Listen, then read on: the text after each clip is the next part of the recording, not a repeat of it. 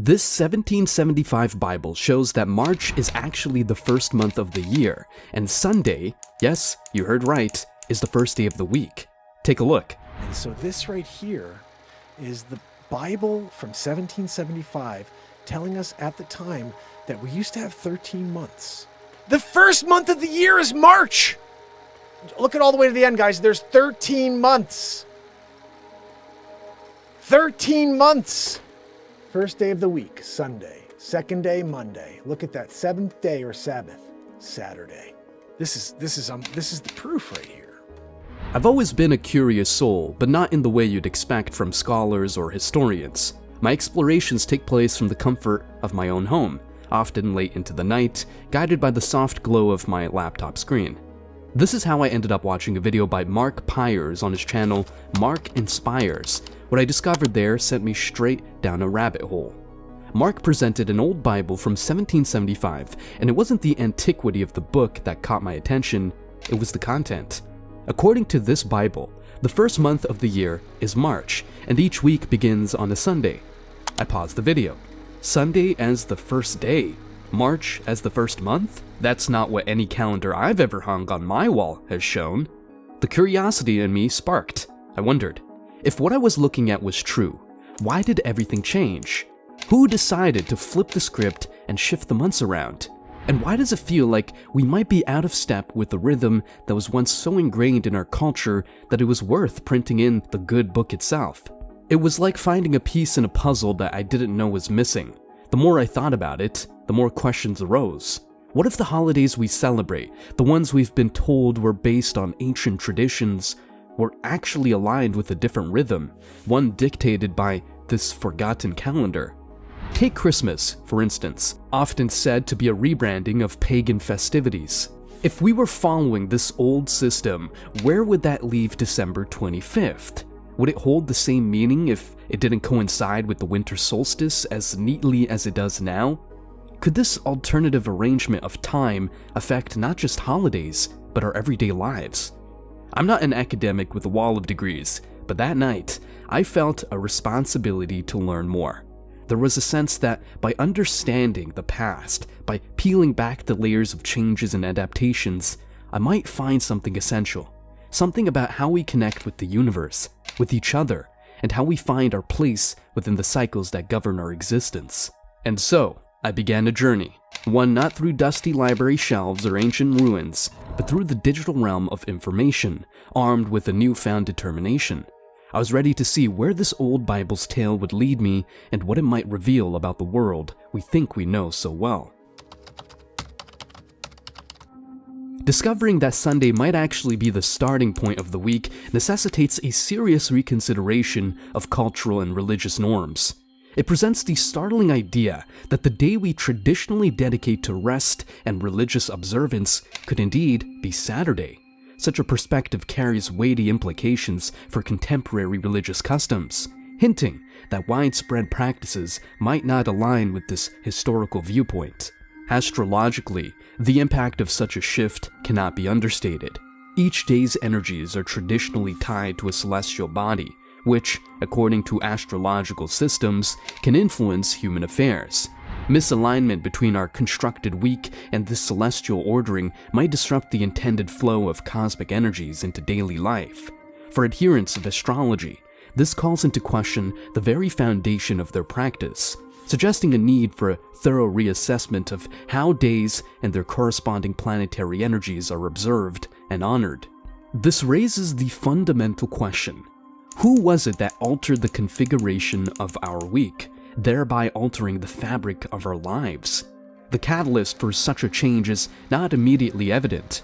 It may have been an incremental process influenced by the shifts in religious and secular authorities over the millennia, or it might have been an intentional move to distance contemporary practice from ancient traditions. One of the things Constantine did was because he wanted the pagans to worship God, Jehovah, was he moved the day of worship to the day of the sun, which is why we now worship on Sunday, because Sunday became a pagan day. One thing is clear: There seems to be a deliberate discrepancy between our current temporal structure and that of historical records, though the motivations behind this are still veiled in mystery. The departure from the calendrical structure as outlined in the 1775 Bible could imply that many facets of our daily existence are misaligned with both historical precedent and perhaps celestial design. This misalignment extends to significant dates of observance. The timing of festivities such as Christmas and Easter, for instance, might not truly reflect their original intent or season. Contemplating a realignment with this historic calendar suggests the possibility of returning to a way of life that is more authentic, perhaps closer to spiritual principles that have been overshadowed over time. It prompts us to consider whether a shift in observance to align with historical records could reconnect us to a spiritual authenticity that has been eroded. This discourse is not merely about adherence to religious rules or speculative astrological theories. It centers on our alignment with the natural and cosmic order that may predate contemporary calendars. Choosing to follow this route is about much more than date correction. It's a quest to uncover a harmony with the natural world that may have been lost. As we delve further into the contents of this ancient text, we have to wonder what further insights they may offer and in what ways these could revolutionize our current understanding of time, spirituality, and our place within the cosmos. This exploration is not only fascinating, but has the potential to be profoundly life-altering. The 1775 Bible, which intriguingly outlines a calendar year starting with March and comprising 13 months, hints at a bygone era's intimate dance with the cosmos.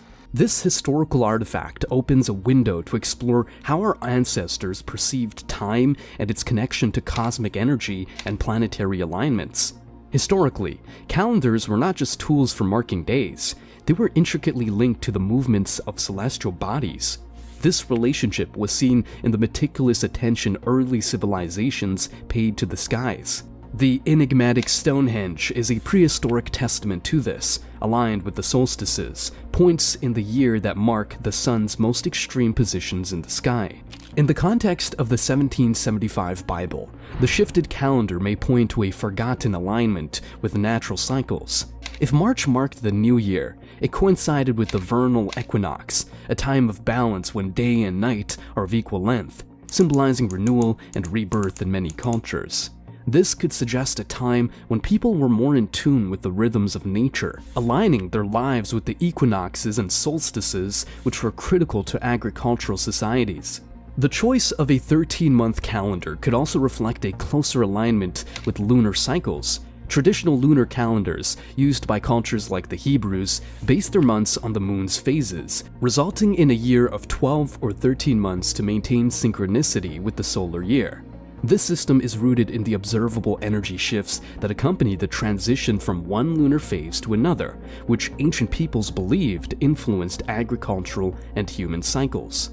Furthermore, planetary alignments have long been observed and respected. The 7-day week is an enduring legacy of such celestial considerations, with each day corresponding to one of the 7 classical planets known to the ancients. The 1775 Bible's depiction of Sunday as the week's first day underscores this connection, resonating with the sun's position of primacy in our solar system. The study of the calendar in the 1775 Bible might reveal more than a mere historical curiosity. It may uncover a lost understanding of time that honored cosmic energy more explicitly than our modern system. It opens questions about how this alignment affected societal behavior, religious observances, and the general worldview of the time. The blending of pagan traditions with Christian holidays is a topic that stirs much debate, especially when we delve into the origins of Christmas. To understand this amalgamation, we need to travel back to the early centuries of Christianity. It wasn't until the 4th century that the Church officially proclaimed December 25th as the birth date of Jesus, a date that conveniently coincided with the Roman festival of Saturnalia and the pagan celebration of the winter solstice. These festivals were times of merrymaking, social reversal, and, most importantly, celebrating the return of the sun, Saturnalia for the Romans and Yule for the Germanic peoples. The church's decision to place Christmas during this festive period may have been strategic, easing the transition for converts by allowing them to continue their traditional celebrations, now under a Christian guise. But the question remains, was Jesus actually born on December 25th? Historical and scriptural evidence suggests otherwise.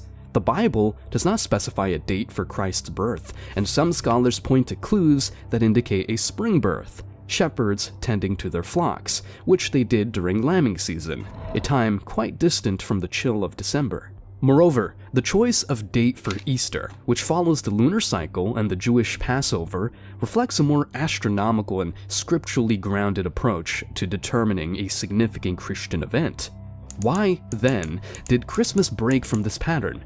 It seems that the early church fathers were less interested in historical accuracy and more in the symbolism of light overcoming darkness, aligning Christ's birth with the rebirth of the sun. Well, another thing Constantine did was move the day of Jesus' birth to December, because Tammuz died on December 23rd. And it was believed, because Nimrod, his father, was a hunter, it was believed that Nimrod would be reborn in his son Tammuz. And his son Tammuz's birthday was December 25th. And what you would do on Tammuz's birthday was you would set up a tree. Deuteronomy 16:21. You shall not plant for yourself any tree as a wooden image near the altar which you build for yourself to the Lord your God. It was believed that in order for Tammuz to rise again as his son Nimrod, you'd have to go to the tree, you'd have to cut down a tree from the forest, and you'd have to put balls on it. And the balls were symbolic of testicles. The tree was symbolic of a phallus. Jeremiah chapter 10. Look what it says. Hear the word which the Lord speaks to you, O house of Israel. Thus saith the Lord. Do not learn the way of the Gentiles. Do not be dismayed at the signs of the heaven, for the Gentiles are dismayed at them. For the customs of the people are futile. For one cuts a tree from the forest, the work of the hands of the workman with an axe. They decorate it with silver and gold. They fasten it with nails and hammers so that it will not topple. I hate to bring you bad news. The calendar delineated in the 1775 Bible, with its unconventional 13-month year beginning in March, invites us to revisit historical timelines and spiritual narratives. Among the most profound is the birth of Jesus, traditionally celebrated in December. However, if the ancient calendar were a more accurate measure, could it be that the nativity story unfolded in the spring? Such a shift is not merely a technical correction of dates, it proposes a re-examination of astrological and spiritual symbolism that has long been intertwined with the season of Jesus' birth. Spring, marked by the vernal equinox, is a time of renewal, when the earth awakens from the dormancy of winter. It's the season when lambs are born, which coincides with the historical account of shepherds watching their flocks by night, a detail supporting a springtime nativity. If Jesus was indeed born in the spring, the association with Aries, the ram, in the zodiac becomes intriguing. Aries, beginning in late March, is a sign often linked to leadership and new beginnings. Such a synchronization would weave Jesus' birth into the tapestry of astrological lore, presenting him as a figure heralding a new epoch, aligning with the symbol of the ram often associated with sacrifice and new initiatives in various mythologies. Exploring further, the spring equinox is a time when day and night are in perfect balance, which might symbolize the dual nature of Jesus as both human and divine. This natural harmony could provide a powerful allegory for the spiritual equilibrium he is said to bring. This repositioning of the nativity to spring could also influence the spiritual interpretation of biblical texts. For example, the light coming into the world gains a literal dimension as the days grow longer and the darkness of winter recedes. The themes of rebirth and resurrection, central to Christian doctrine, naturally align with the world's awakening in spring. Moreover, the implications for Easter, closely tied to the Jewish Passover, are significant. Rather than a wandering date with the Gregorian calendar, a springtime Christmas would closely precede Easter, linking Jesus' birth and resurrection even more tightly within the cycle of natural and spiritual rebirth.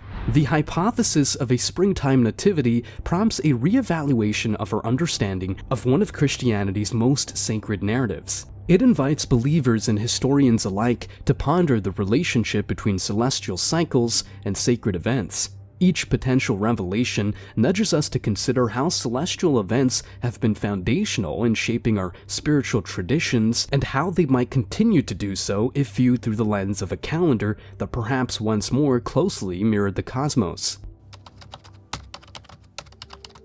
The Julian calendar, established by Julius Caesar in 45 BCE, was a turning point in the annals of timekeeping. This calendar shifted from a lunar to a solar structure, extending the year from 355 days to the 365-day format we're familiar with, albeit with some inaccuracy. A day's surplus accrued every 128 years. In its wake, it is believed that a 13-month calendar, one that may have been more attuned to natural cycles, was cast aside. The reasons behind this transition were both practical and political. Roman society, growing increasingly complex, demanded a more predictable and uniform system to manage festivals, agricultural cycles, and taxation periods. It was also a power move. Emperors often manipulated the calendar to extend their terms or to insert their own festivities. These changes, subtle at first, would ripple through time to become vast overhauls, with each successive power leaving its mark on how we measure our days. Why then did the 13-month calendar, which might have had a more natural alignment with lunar cycles, fall out of favor? The omission of this 13th month could be a lost connection to a time when the night sky played a more pronounced role in daily life. Historical records are riddled with gaps and inconsistencies, some possibly by accident, others likely by design. The transition from a 13-month to a 12-month year is muddy at best. There's a school of thought that suggests the church and ruling authorities intentionally steered away from lunar calendars to diminish the influence of pagan traditions, which were closely tied to the phases of the moon. The removal of the 13th month could also be tied to numerology. 13 has been viewed with superstition in various cultures. Its exclusion might have been a deliberate effort to avoid association with a number so often linked with bad luck, or with women's menstrual cycles, which were often viewed with fear or disdain. If indeed there was a 13-month calendar that reflected a more accurate cosmic rhythm, what were the implications of its abandonment? Our modern calendar is misaligned with the lunar cycle by nearly a day each month. Over time, this dissonance could lead to a societal disconnection from natural patterns, affecting agriculture, mental health, and spirituality. Religious festivals, many of which were once synchronized with celestial events, now float through the year, untethered from the rhythms they once celebrated. Christmas, Easter, and other holidays have been assigned fixed or fluctuating dates that may no longer correspond with the times of year they were originally meant to honor. The ripple effects of a calendar out of sync with the cosmos may be more profound than we realize. Agricultural practices that were once timed to the reliable rhythms of the moon now rely on the imperfect Gregorian calendar. This subtle shift may have gradually distorted our connection to the environment, leading to practices that are less sustainable and harmonious with the Earth's cycles. In spiritual terms, the impact is even more esoteric. If sacred days are misdated, the collective energy focused on these times might be akin to misdialed calls in the cosmic sense. Are prayers and celebrations reaching their intended spiritual heights, or are they somewhat off the mark? This isn't to question the faith or devotion of practitioners, but rather to ponder the power of collective consciousness and its relationship to the timing of sacred observances.